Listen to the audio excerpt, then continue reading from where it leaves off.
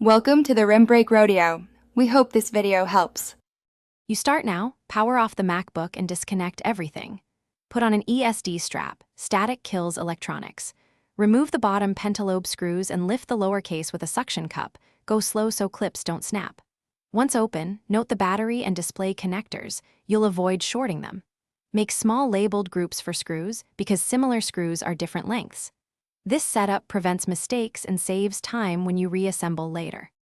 With the bottom off, disconnect the battery to cut power. This is crucial. Next, locate and gently unplug the display data cable and the camera/power ribbons. Use a spudger to lift connectors by their tab. Unscrew hinge brackets that secure the display assembly, keeping shims and grommets in order because they affect alignment.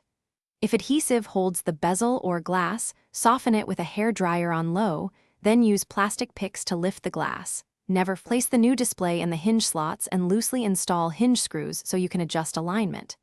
Reconnect the display data and camera ribbons, then temporarily reconnect the battery to power up and test. Make sure image, backlight, camera, and brightness controls work. If you see artifacts, reset the data cable.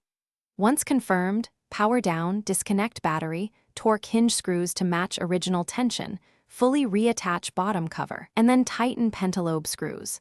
If issues persist, double-check connectors and try a pram reset as a troubleshooting tip. Thanks for watching. Consider subscribing if we helped you.